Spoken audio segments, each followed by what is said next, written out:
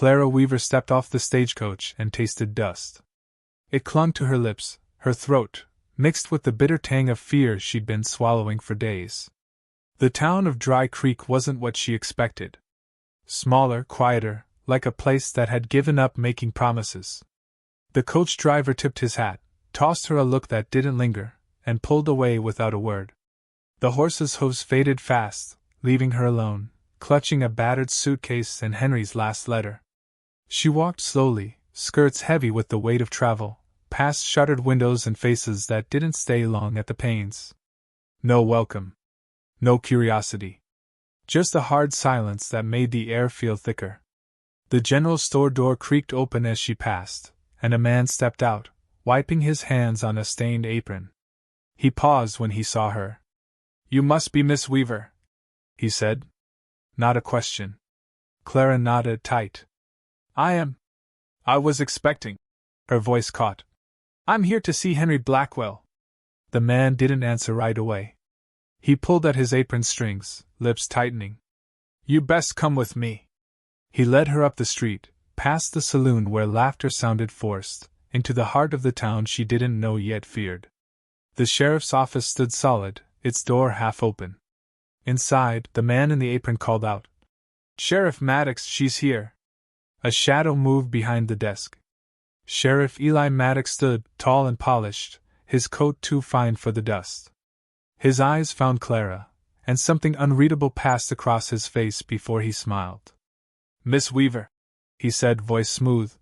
"I'm sorry to meet you under such circumstances." Clara stiffened.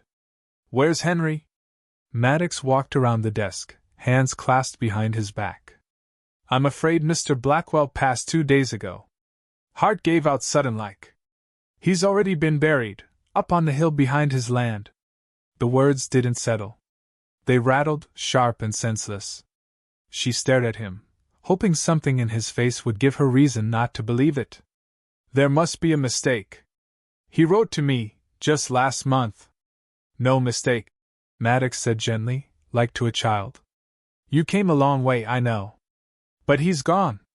She blinked, the room tilting slightly. Her fingers dug into the leather handle of her case until it creaked. "Then, what am I to do?" Before Maddox could speak, another voice cut in. "You don't need to worry about that." A younger man leaned in the doorway, arms crossed, dark coat fitted sharp to his frame. His eyes held hers too long. "I'm Thomas Blackwell," he said. "Henry was my father." Clara's mouth went dry. "Henry never mentioned a son." "You were to marry him, I know," Thomas continued, stepping closer. "Things didn't work out that way. But I'll see you looked after until you can arrange to leave." She flinched, words failing her. Maddox gave a nod, like it was settled. Clara set her jaw. "Henry brought me here. Promised me a place. I don't want charity." Thomas smiled without warmth. "It's not charity, Miss Weaver. It's practicality." She didn't sleep that night. They put her in a room above the boarding house, but her body wouldn't rest, eyes fixed on the cracked ceiling. Henry was dead. Just like that. Buried without so much as a word sent. Her chest burned with questions, with the growing chill of something wrong. Voices outside her window woke her, low, hurried. She crept to the sill, heart pounding. 2 men, shadows in the moonlight, stood near the side of the house. One spat into the dirt. "She's still here?" the taller one asked. "For now," the other replied. "Won't become morning." Clara backed away, breath shallow. Her hand went to her case, to the letter Henry sent. She read the last line again, the ink faded but clear. "Trust Caleb Stroud if there's trouble." Her fingers trembled as she packed. Dawn was still hours off, but she couldn't wait. Couldn't stay. She slipped out, stepped silent on the stairs, out the back where the town still slept. The livery was dark, but the horses stirred at her touch. Henry's mare stood near the back, she knew it from his letters. She saddled quickly, clumsy in her haste, but the mare didn't fight her.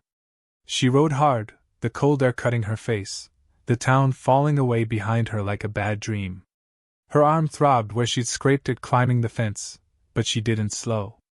Dry Creek faded into desert scrub and open sky. The road stretched, winding, and then, gunfire. The sound cracked the morning stillness. She ducked, heart in her throat. Another shot.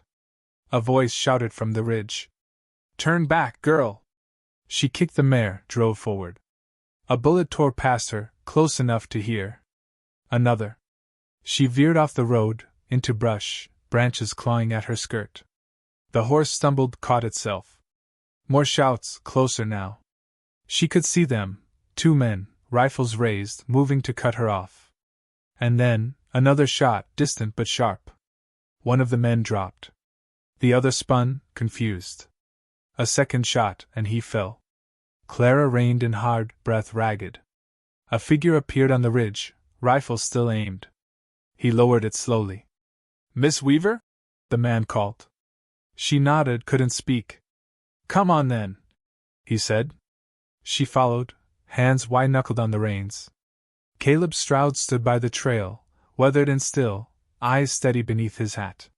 He looked at her like he already knew the trouble she brought. "You're late," he said. She choked a laugh, half relief, half madness.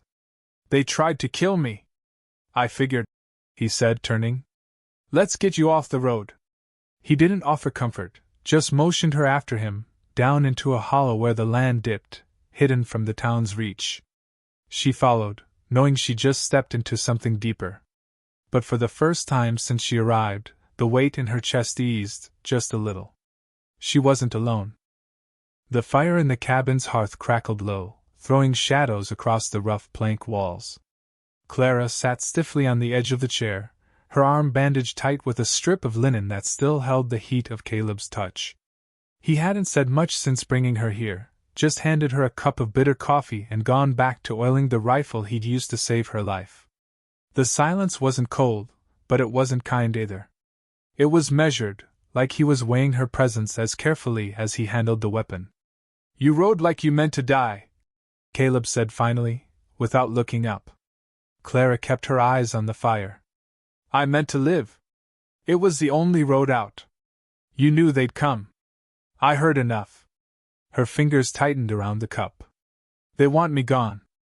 Dead if they can help it." Caleb set the rifle aside, the click of metal on wood sharp in the quiet. He studied her for a long moment, face unreadable. "Why?" Clara met his gaze. "Henry left me everything. The land, the house. All of it. You seen the will?" "No. Just his word. And his son, he's here to take it back." Caleb leaned back, arms crossing. "And Maddox?" "In on it." She let the weight of those words settle between them. "He knew before I did. Knew Henry was gone. Knew why I was brought here." Caleb looked away, jaw tight. He stood and walked to the window, parting the curtain just enough to glance outside. "Maddox doesn't leave loose ends. That's why I'm still breathing." Clara asked, bitter. "Not for long, if you keep riding like that." The words stung, but she didn't argue. Instead, she set the cup down carefully, fingers brushing the rim once before pulling away. "I didn't come here to die, Mr. Stroud. You came here thinking Henry Blackwell could save you," he said, voice low. "He's gone. And you think I should just leave? I think you're trouble in a town that's got no taste for it." Clara stood, slow, every movement aching. "Henry told me to find you if something went wrong." Caleb turned, his face like stone. "He was a fool.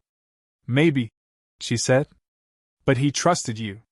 Caleb didn't answer, just stared at her like he was trying to see past the dirt and fear. Finally, he moved past her, opened the cabin door, and stepped outside. She followed, the cold air biting through her thin dress. The land stretched wide and empty, the hills casting long shadows in the fading light. Clara wrapped her arms around herself, more from habit than cold. "They'll come again," she said. "They will," Caleb agreed. "Then why help me?" He didn't look at her, just watched the horizon. "I'd bury too many people with no one to stand for them." Clara didn't speak. There was nothing to say. That night sleep came in fits, broken by every creak of the floorboards, every howl of wind outside. Caleb sat by the door, boots on the floor, shotgun resting across his knees. He didn't sleep. Just before dawn, a knock. Not loud. Just enough. Caleb stood, motioned Clara back. She froze behind the table, heart thudding. He opened the door a crack. A man stood there, older, worn hat in hand. His eyes flicked past Caleb, saw Clara. "She's here then," he said. Caleb's grip on the door tightened. "What do you want, Amos?" Words out. "Maddox sent me to talk." "Talk?" Amos shifted. "Says the girl's mixed up in something bad. Says she ought to leave, or worse'll come." Caleb's voice dropped. "And you believe that?" "I believe what I see." "She's not worth it, Caleb." Caleb stepped out, closing the door behind him. Clara heard the low murmur of voices, the tension in them. Then silence. Caleb came back in, face unreadable. "They'll be back." "I know." Clara sat again, hands in her lap. "You don't know me anything." "No," Caleb said. "But I know what it means when Maddox wants someone gone." She watched him, the way he moved, always sure, like he carried the weight of something that didn't leave. "You were one of them. Long time ago." "What happened?" He glanced at her, just for a second, then away. "I stopped asking questions." She nodded, understanding more than he said. The next day they rode. Caleb wanted to see the land, see what Henry had left. Clara kept close, eyes scanning the trees, every shadow a threat. The ranch lay quiet, the house shuttered. Caleb dismounted first, rifle in hand, checking the door. Unlocked. Inside, dust and silence. Clara followed, heart heavy. This was supposed to be her new start. Now it felt like a tomb. "Look for papers," Caleb said, moving through the house. She searched, hands trembling as she opened drawers, lifted floorboards. Nothing. Just scraps of a life cut short. Caleb called her to the study. This was Henry's. Books lined the walls, papers stacked high. Caleb pulled a ledger from the desk, flipping pages. Clara stood by the window, eyes on the hills beyond. "He kept a journal." "Said he wrote everything down?" Caleb nodded. "Not here." They left before dark, the house too still. Back at the cabin, Clara sat by the fire, the silence heavier than before. Caleb worked on the rifle again, eyes distant. "You think we'll find it?" she asked. "Depends who got to it first." "And if we don't?" He looked at her, something hard behind his eyes. "Then we run or we fight." Clara didn't flinch. "I'm tired of running." "Then you better be ready to fight." The morning air was dry, brittle like old paper, carrying the scent of dust and the faint copper of blood long buried.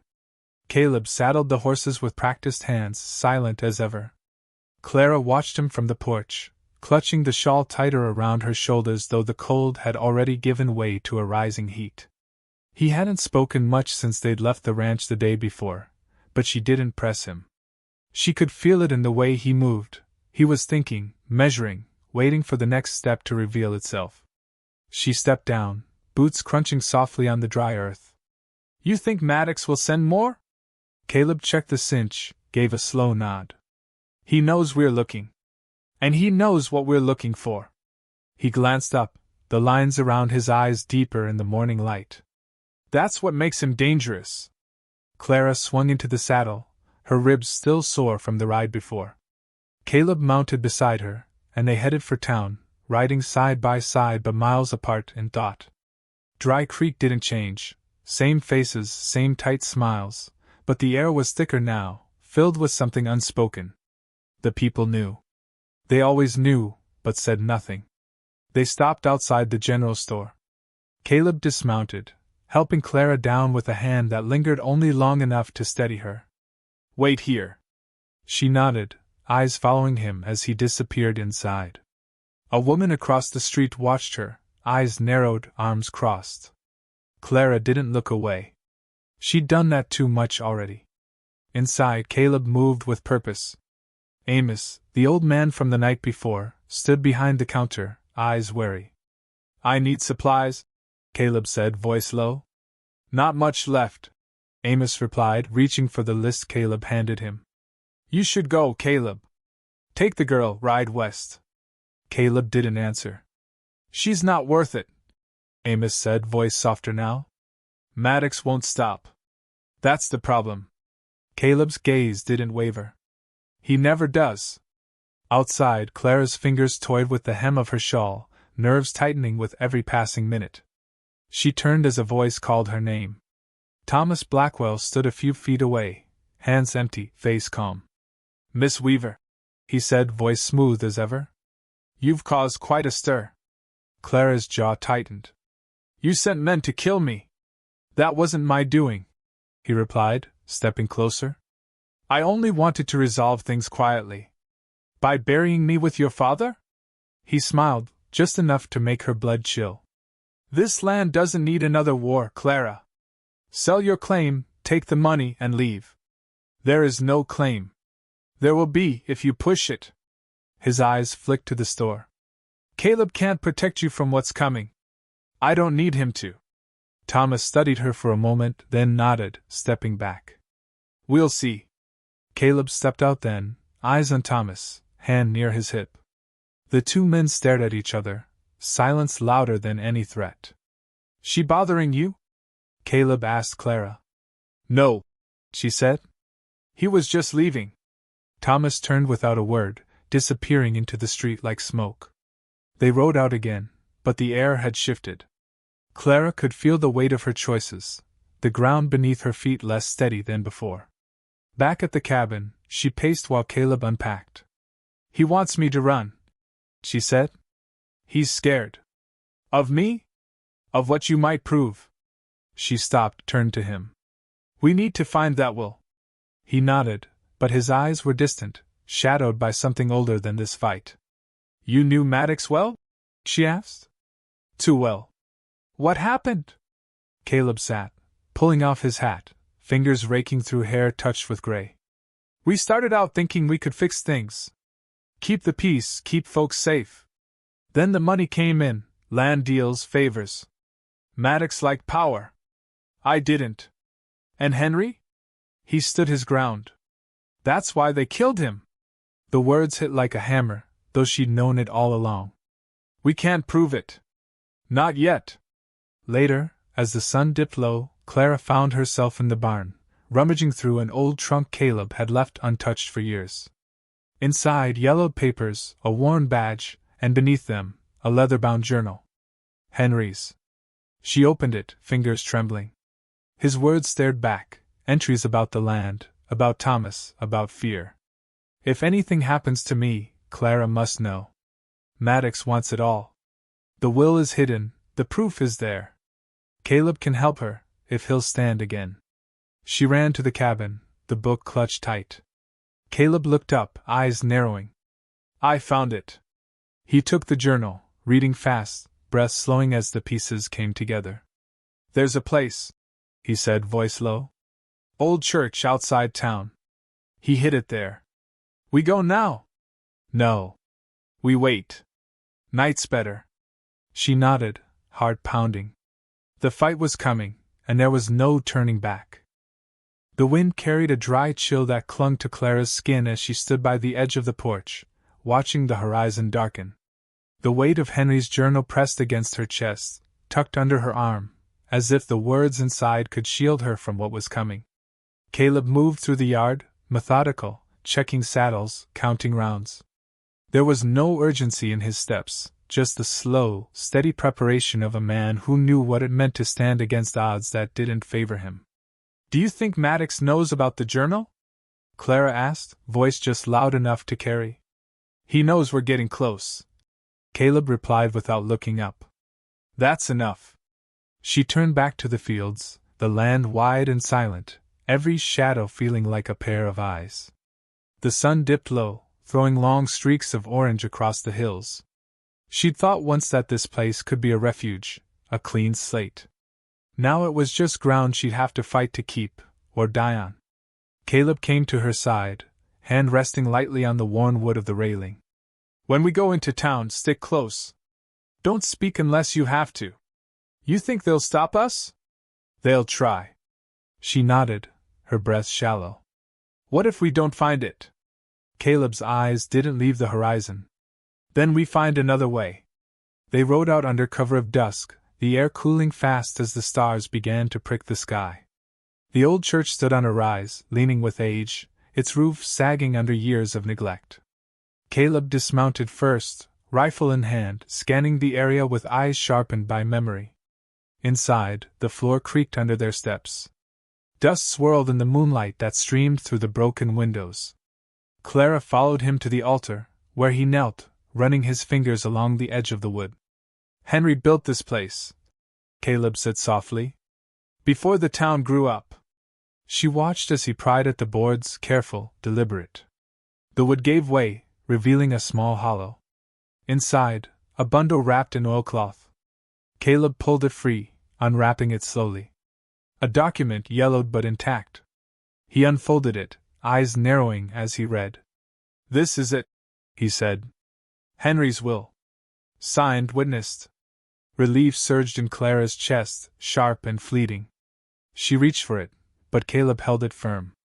Now we need to get it seen. By someone they can't buy. There's no one left. Not yet. But there will be. A noise outside. Horses. Voices. Caleb pushed the will into her hands. Stay behind me. She slipped it into her coat, heart pounding as the door creaked open. Maddox stepped inside, flanked by two men, guns drawn. Well now, Maddox said, smiling like he already owned the place. Thought we might find you here.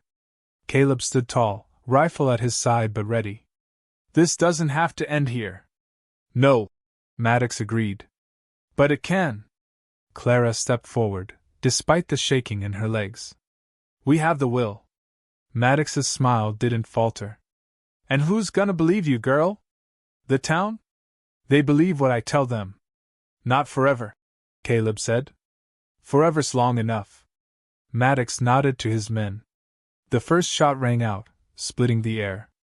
Caleb moved fast, pulling Clara down as bullets tore through the church walls. Wood splintered, dust choking the air. He returned fire, sharp and measured, driving them back. When the noise stopped, Maddox's voice came low through the doorway. You can't win, Caleb. Give her up. You'll have to come in and take her. A pause. Then footsteps retreating. They'll be back, Caleb said, breathing hard. We can't stay here. No. We get to the town. Show them what we found. They rode hard, keeping to the back trails. By the time they reached Dry Creek, dawn was breaking, the sky pale and cold. The streets were quiet, too quiet. Caleb dismounted first, hand on his gun. They walked to the town square, the church bell ringing suddenly, sharp and clear. Faces appeared, windows opening, doors creaking as people stepped out, curiosity pulling them into the morning light. Maddox stood by the jail, arms crossed, eyes on them. Thomas at his side, calm as ever. Caleb stepped forward, Clara at his side, the will in her hands. Henry Blackwell left this land to Clara Weaver, Caleb said, voice steady. Signed and witnessed. The crowd murmured, shifting. Maddox stepped forward, his voice louder. You gonna trust a runaway and a bitter man who walked away from his duty? Clara held the will high. Henry trusted me. He trusted Caleb. He knew you'd come for what wasn't yours. The tension cracked like ice. A man stepped forward, Amos, hat in hand. I want to see it, he said. Caleb nodded, handing the will over. Amos read, slow, deliberate. It's real, he said, voice carrying. Signed by the judge before he died. The crowd stirred, louder now. Maddox's hand went to his gun. This is my town. Not anymore, Caleb said. Silence. Then the sound of a gun dropped to the ground. One of Maddox's men stepped back, hands raised. The rest followed. Maddox stood alone. You think this ends it? He asked. No, Caleb said. But it's a start. Maddox didn't fight. Not now. Not yet. Clara stood tall, the weight of the will in her hands, the weight of the land behind her. This wasn't over.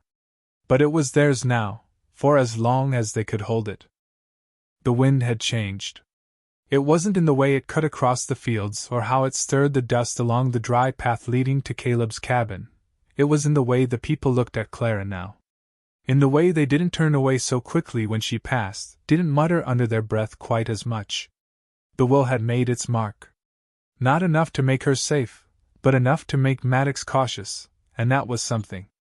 Caleb sat at the edge of the porch, one boot resting on the rail, the other planted firm. His eyes followed the road, but Clara knew his mind wasn't on the horizon.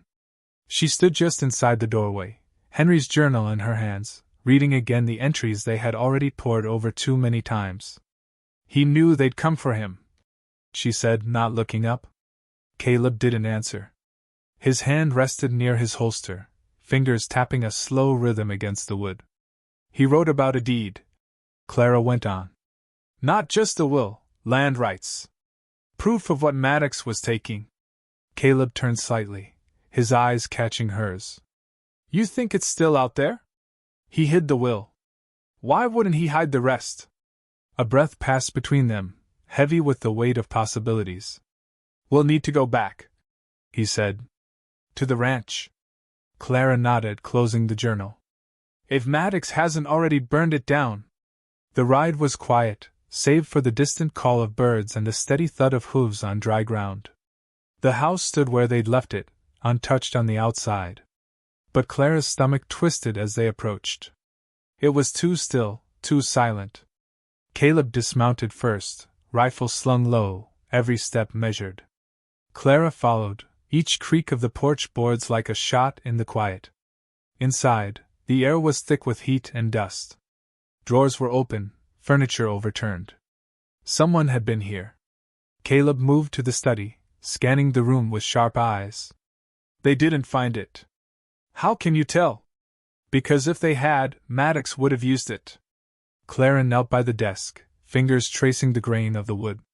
Henry mentioned the floorboards. Caleb nodded, already moving to the far corner, pulling back the rug, prying at the boards with the edge of his knife. One gave way, then another, revealing a small metal box. He opened it slowly. Inside, folded papers, deeds, names. Proof. This is it, he said. Clara reached for one of the documents, eyes scanning quickly. He was taking land. Signing it over from the dead, from the missing. And Maddox made it legal. They didn't hear the door open, didn't hear the steps until Thomas's voice broke the silence. You really thought you'd get away with it? Caleb turned, rifle raised, but Thomas was faster, gun aimed, steady. You've caused enough trouble, Thomas said, stepping forward. Give me the box. Clara stood, the papers in her hand, heart hammering. This is the truth. No one cares, Thomas replied. Truth doesn't matter when the law says otherwise. Caleb's voice was low, tight. You pull that trigger, and you'll never see another day on this land. Thomas smiled, just enough to show the edge of his teeth. Neither will you. A shot rang out, sharp, deafening. Thomas staggered, eyes wide, dropping to his knees before falling forward. Clara stood frozen, the gun still warm in her hand. Caleb moved slowly, taking the gun from her fingers, setting it aside. You did what you had to, he said. She couldn't speak, couldn't breathe. The room spun. We need to go, Caleb said. Now. They packed the documents quickly, every second feeling like it stretched too far. Outside, the sun was high, casting long shadows that seemed to follow them as they rode back to town. Word spread fast. By the time they reached Dry Creek, a crowd had already gathered. Maddox stood at the center, calm, unreadable. You killed him, he said, not asking. He came for us, Caleb replied. He was my deputy. He was a thief and a murderer. Clara stepped forward, the papers in her hand. This is what you've done. This is who you are. Maddox looked at her, something dark flickering behind his eyes. You think they care? He asked, voice low. You think they'll stand for you? Amos stepped forward, face hard. I will. Another voice. Then another. Maddox's hand went to his gun, but it was too late. The crowd had shifted, moved closer, and for the first time, he was the one standing alone. Caleb's voice cut through the tension. It's over. Maddox's gun hit the ground, slow, final. Clara stood still, the weight of it all pressing down. The land, the fight, the loss, it was all there, but so was something else. The beginning of something different. She didn't know what came next, but for the first time, she wasn't afraid to find out. The air in Dry Creek was still, heavy like the hush before a storm, but it wasn't weather pressing on the town, it was expectation. Clara stood on the porch of Henry's ranch, watching the fields stretch out before her, golden and wide. Her hands rested on the rail, knuckles pale, eyes scanning the land she now called hers. Caleb was behind her, mending a broken fence post, quiet but present. The papers, the will, the deeds, they were locked away now, but their weight hadn't left her shoulders. You going to stay? Caleb asked, not looking up from his work. Clara didn't answer right away. The question was simple, but nothing about it felt easy. This land, she said, voice low. It's not just dirt and wood. Henry died for it. Others almost did. Caleb drove the nail in slow, deliberate. That's what land is. She turned, leaning back, watching him. You ever think about leaving? Thought about it. And? Always stayed. The silence stretched again, but this time it wasn't empty. It was a space where things settled, where choices found their place. In town, Maddox was locked away, the keys turned by the same hands that had once tipped their hats to him. The town wasn't celebrating. It wasn't mourning either. It was just moving, slow and cautious, like it was waking from a long sleep. Clara had gone into town that morning, eyes following her every step. Not with hate, not with kindness either, just curiosity. She didn't care. Not now.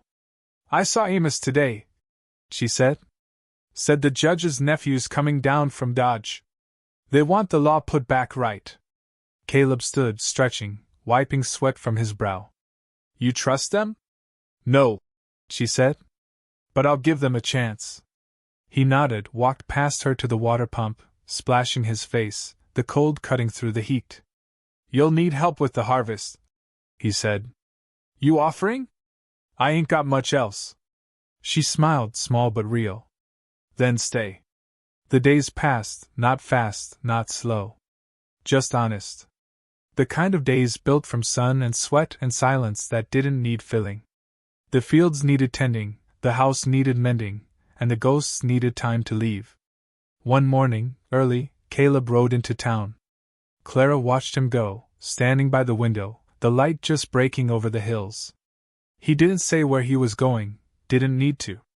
When he came back, it was near dusk, the sky burning orange. He dismounted, tied the horse, and walked up with something in his hand. She stepped out, brushing dirt from her skirt. What's that? He held it out, a badge old worn. His name still faintly visible. They offered me the job. And? I said no. Clara took the badge, turning it over in her hands. Why? I've seen what it does to a man. She nodded, understanding more than he said. That night, they sat on the porch, the stars clear, the night cool. No words passed between them for a while. The kind of quiet that wasn't heavy, but full of something settled. You ever think about what comes next? Clara asked. Caleb looked out over the land, the dark shapes of the hills familiar now. I used to. Now I just think about tomorrow. She smiled, leaning back, letting the night take the rest of her worry. Tomorrow would come, and with it, more work, more dust, more life. The kind that didn't need running from. She was here now. And that was enough.